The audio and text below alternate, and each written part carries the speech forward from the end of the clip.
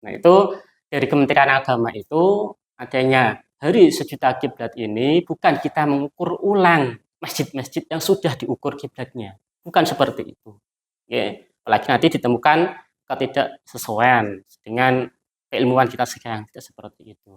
Masjid-masjid yang sudah diukur kiblatnya, yang dulu sudah merupakan hasil ijtihad dari para ulama kita, itu tetap jangan dirubah, tetap dipakai kiblatnya. Nah, mengukur ulang ini maksudnya adalah kita mengukur tempat.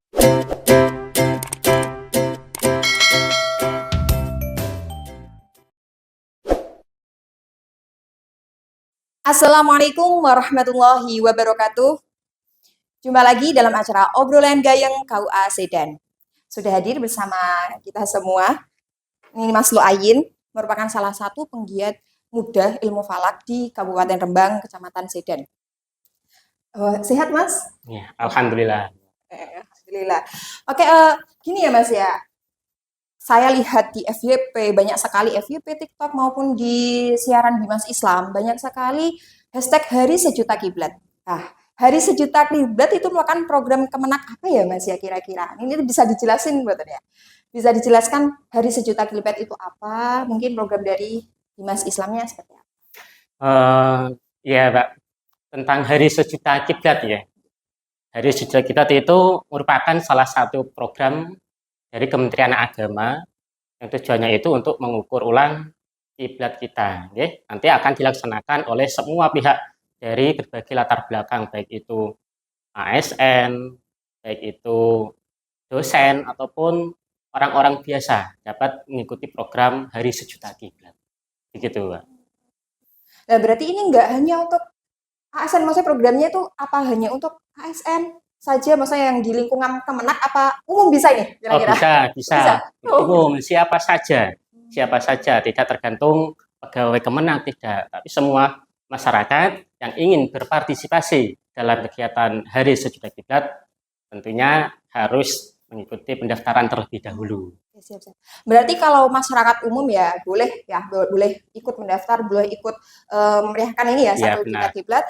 Terus nanti tuh kalau orang awam yang tidak tahu arah kiblat ini apa, Rosdul kiblat ini apa gitu lah, seperti itu. Mungkin bisa dijelaskan Mas Luayin. Oh, baik, ya. Ini kan terkait dengan arah kiblat ya. Sebelum kita menginjak pada Rosdul kiblat, tentu kita akan harus tahu terlebih dahulu tentang arti dari arah kiblat. Arah kiblat itu adalah arah terdekat ketika kita menghadap kiblat saat sholat. Jadi, kalau kita bayangkan itu kita ada di Indonesia sini, di Pulau Jawa, sedangkan kiblat itu adalah titik di mana kita menghadap ketika sholat, yaitu di Ka'bah, di Baitullah, di Makkah Al-Mukarramah. Kita bisa lihatkan ya, kalau di globe itu. Oh, kita ya, bisa ya? Bisa ya, bentar bisa. Ya. Nah, ini kan globe. Yeah. Globe ini kan tiruan bola bumi. Ya. Kita posisi ada di Indonesia sini, di Pulau Jawa sini. Sedangkan kiblat kita ada di kota Mekah, di Arab Saudi sini. Nah, ketika kita menghadap saat sholat, itu kan kita harus menghadap ke arah kiblat. Nah, di sini itu arah kiblat. Sebenarnya kan kalau kita menghadap agak ke timur, ya bisa saja. Tapi kan membelakangi kiblat. Bukan seperti itu definisi daripada menghadap arah kiblat, tetapi arah yang paling dekat menuju ke arah Ka'bah sini. Itu adalah arah kiblat. Kalau kita lihat sini Pulau Jawa, kalau kita lurus ke sini, ini arah ke barat, ya, agak ke utara sini, barat ke agak ke utara, ini adalah arah kiblat menuju ke Ka'bah, ke Baitullah. Meskipun kalau di dalam ilmu falak nanti akan dihitung secara detail berapa derajat kita harus menghadap dari titik barat ataupun dari titik utara sini.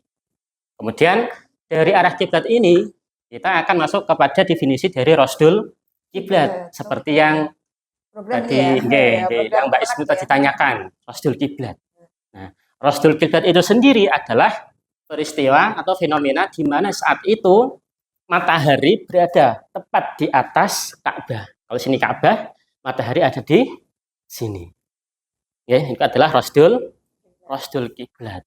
Meskipun kalau kita lebih jauh lagi belajar ilmu falak itu, Rasdul Kiblat tidak hanya ada di saat matahari berada di titik kulminasi dari Ka'bah. Bisa jadi ketika berada di jalur yang menghubungkan antara Ka'bah dengan di mana kita berada, itu juga bisa diartikan sebagai Rasdul Kiblat. Makanya dari itu kan kalau dalam khazanah ilmu falak, Rasdul Kiblat itu ada dua macam, Mbak. Ada Rasdul Kiblat tahunan dan Rasdul Kiblat harian. Oh, berarti ada dua macam Nggih, itu ya. dua macam. Fenomena itu ya. Nggih. Oke. Yang kita singgung saat ini adalah Rasdul Kiblat tahunan.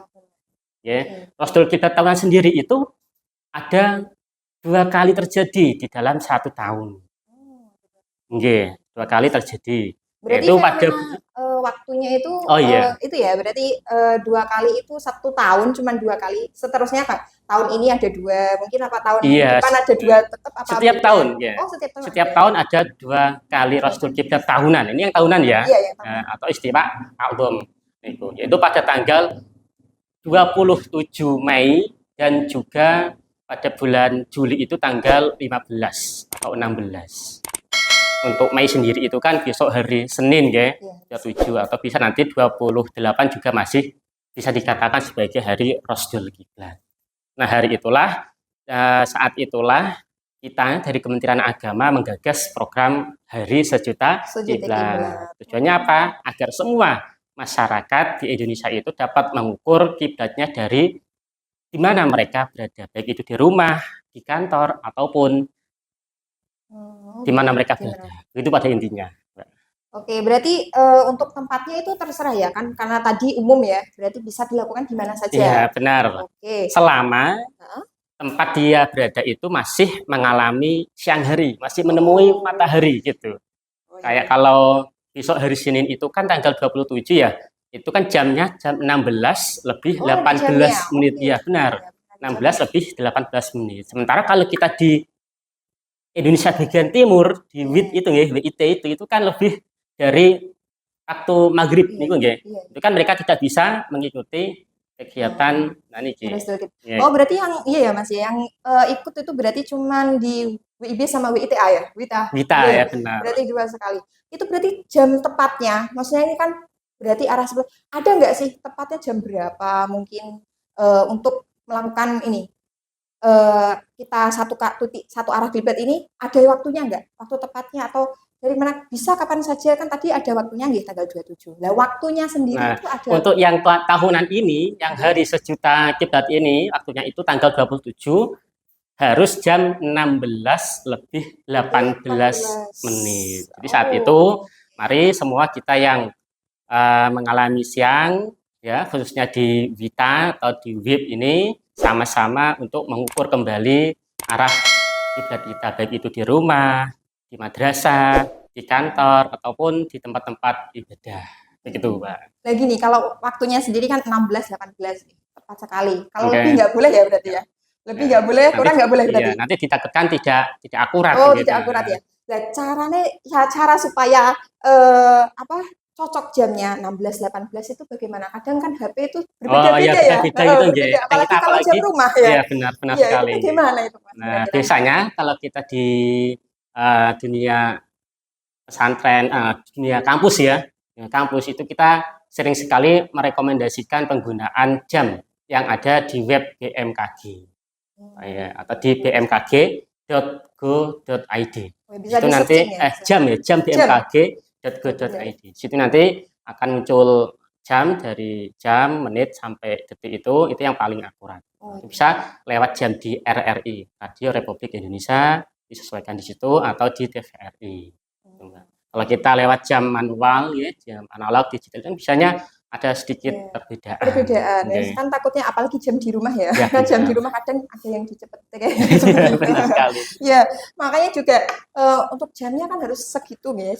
Kita perlu waktu cuman 16-18 berarti harus cocok sekali jamnya. Iya, benar.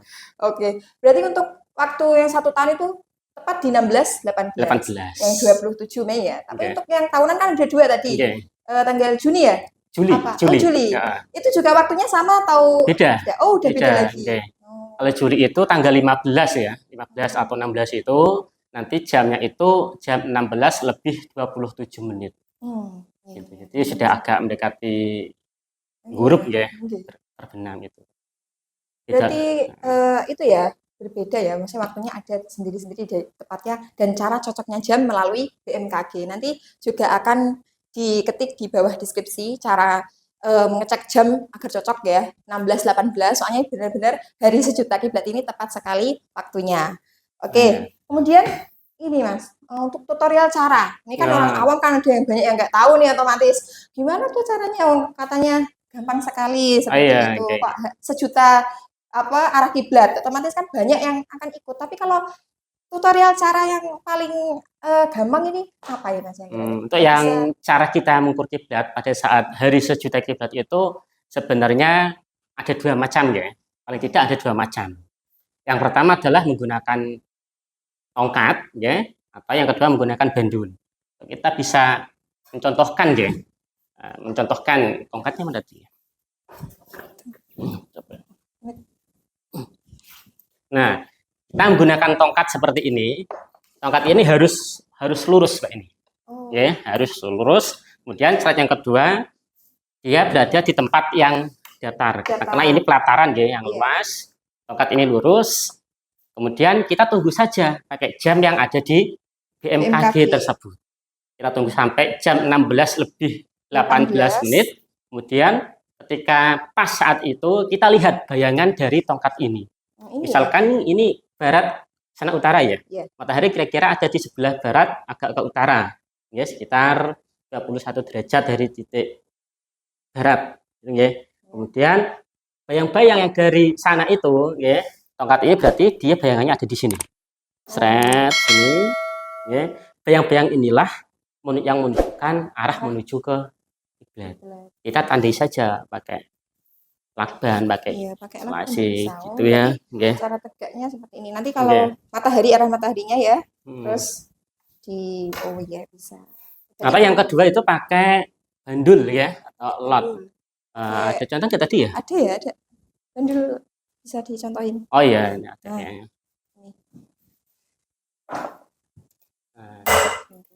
Nah, di sini aja. Ya udah cukup. Nah, misal ya ini tanah lah datar ya.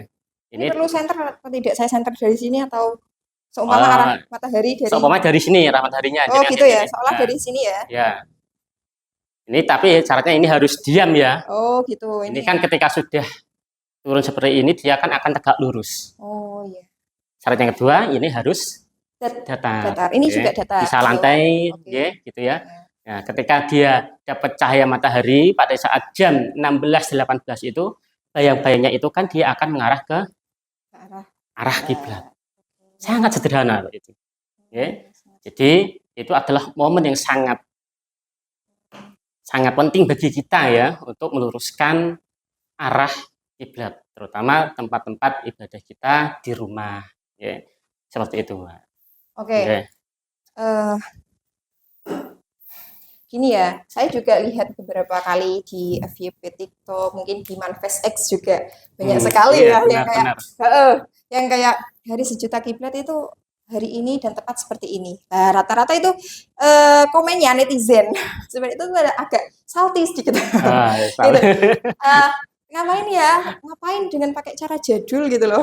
Sekarang udah ada aplikasi. Ya, udah pakai aplikasi, pakai Shopee Barokah aja tuh bisa loh. Katanya itu seperti itu. Tinggal HP, smartphone kita diletakkan, sudah itu arah kiblatnya. Nah, itu bagaimana itu Mas tanggapan Sawan? Enggak hanya di yang enggak seperti tadi ya, seperti di Kementerian Agama pun kita juga ada aplikasi pengukur arah kiblat, ya, di aplikasi Pusaka itu ya. Pusaka. Oh iya, di aplikasi. Teman-teman nanti bisa download di aplikasi Pusaka. Ya, nanti di situ ada banyak sekali terkait dengan layanan Kementerian Agama. Salah satunya adalah menggunakan kompas kiblat itu. Ya. Tapi gini, Mbak, untuk kompas yang ada di HP atau pengukur arah kiblat yang ada di HP itu sebenarnya ada satu hal yang sangat krusial perlu kita teliti atau perlu kita kritisi. Gini, saya pernah mencoba satu aplikasi, tidak saya sebutkan ya. Itu kita ukur aplikasi kiblat tentunya di satu masjid. Saya di soft awal agak pojok ke kiri itu arah kiblat dia katakanlah sudah lurus ya, sudah lurus. Tapi ketika saya bawa ke titik yang lain, ya, masih dalam satu masjid, yaitu arah kiblatnya agak sedikit berbeda. Berbeda. Oh, Seperti itu ya, kekurangan dari nggih. aplikasi. Itu kan gini, soalnya apa? Baik itu aplikasi yang ada di HP ataupun kompas manual yang kita gunakan pas kiblat itu kan kelemahannya dia akan sangat terpengaruh dengan medan magnet. Oh iya. Katakanlah dalam ruangan ini ya, ini ada di lantai 2, Kecamatan Sedan. Ya. Kita di sini itu lantai 2 biasanya kan dicor, dalamnya kan ada besi gitu. Ada besi, ketika kita taruh di sini, dia pasti akan arahnya berbeda ketika kita taruh di situ untuk kompas itu. Nah, itu adalah kelemahan dari penggunaan aplikasi arah kiblat yang didasari dengan kompas. Itu. Jadi penggunaan kompas itu pun selayaknya tidak digunakan, apalagi di dalam ruangan seperti hotel, seperti tempat yang kita gedung-gedung yang banyak besinya itu. Paling akurat ya pakai bayang-bayang matahari itu. Dan salah satu caranya adalah mengukur ketika saat Rosdul Kiblat. Itu pada besok nanti ya, hari sejuta kiblat itu bisa kita gunakan untuk mengukur keakuratan arah kiblat di mana kita berada. Bahkan pakai ini aja tuh udah Iya, gitu ya. benar. Sangat sederhana. Sangat sederhana sekali udah juga bisa.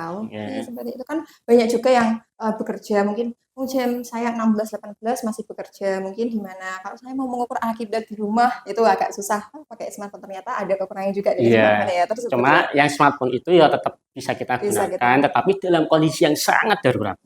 Misalnya kita tersesat di gunung gitu ya, kita pakai kompas di tempat yang sangat luas gitu, kita nggak tahu arah, kita pakai kompas itu masih bisa kita gunakan. Tapi sebisa mungkin harus dihindari penggunaan kompas di dalam mengukur arah kiblat. Itu, Mbak. Aku jika kayak gini ya, mungkin dari pengurus masjid atau dari dari rumah ya mungkin ya, kalau dari rumah atau dari sekolah, kita udah mengukur nih arah kiblat, ternyata masjidnya atau musolanya ini nggak sesuai, itu bagaimana ya? Ini ya juga menjadi satu persoalan tersendiri. Bahkan sempat viral dulu sekitar tahun 2010-2011an itu ya. Ada masjid-masjid, bahkan makam itu diukur arah kiblatnya, diukur ulang arah kiblatnya sampai jadi geger di tengah-tengah masyarakat. Nah, itu dari Kementerian Agama itu adanya hari sejuta kiblat ini bukan kita mengukur ulang masjid-masjid yang sudah diukur kiblatnya, bukan seperti itu. Ya, apalagi nanti ditemukan ketidaksesuaian dengan keilmuan kita sekarang, tidak seperti itu.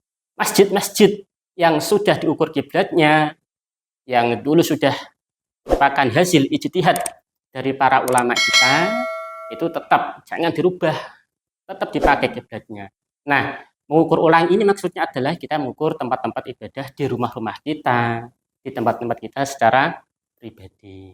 Soalnya kan saya juga pernah dari guru-guru kita sendiri mengatakan, ya, ijtihad dari guru-guru ulama kita yang terdahulu itu tidak bisa dibatalkan oleh hasil ijtihad kita pada hari ini. Itu ya, enggak salah saya guna ya. Itu juga pernah mengatakan seperti itu. Berarti bisa sekali ya ini dari hari sejuta kiblat kita ngukur di rumah sendiri, mungkin di sekolah atau yang ASN atau yang berarti ini nanti juga dari umum kan bisa mendaftar ya? Bisa juga. Itu ada itunya ya, hashtagnya apa? Iya, daftarnya ada nanti dari KUA mungkin bisa mempromosikan ya. Jadi nanti di deskripsi YouTube nanti akan dikasih link pendaftaran untuk hari sejuta kiblat ini. Jadi untuk yang umum mau mendaftar juga ingin mengecek juga nanti bisa difoto, jangan selfie ya fotonya, bisa difoto, nanti juga ada hadiah menarik ya kayak. Ya, benar. Ada hadiah menarik, ada hadiah menarik, ya. Doorprize-nya dan setotal 20 juta kayak. 20 juta. 20 juta. Ya, 20 juta.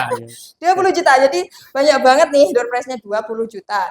Itu ya kita ada sejuta arah kiblat ini, ada program ini yang mendaftar banyak sekali. Tapi kan kita nggak tahu ya keuntungan apa, kita yang menang dari hasil kita ngarah kiblat, kita dapat doorprize-nya mungkin seperti itu. Nanti cukup caranya nanti gimana? Nanti isi ada di pendaftaran ya, SID Iya. pendaftaran, terus nanti kami isi nama, alamat, dan di mana tempat yang ingin diukur arah Oh, kiblatnya gitu. seperti itu. Oke. Ya, pendaftaran nanti dah. Terus nanti kalau mau diupload bisa juga diupload pakai hashtag Bimas Islam dan juga pakai hashtag Hari Sejuta Arah Kiblat. Hari Sejuta Kiblat. Ya, Ini Hari harus Sejuta saya Kiblat. catat. Oke, nanti akunnya jangan privat di IG itu bisa dan menangkan hadiah menarik. Jangan lupa juga di-follow ya Oh, akun IG dari Bimas Islam dan Islam. juga Hari Sejuta Kiblat. Nanti di IG jenengan cari sendiri gitu.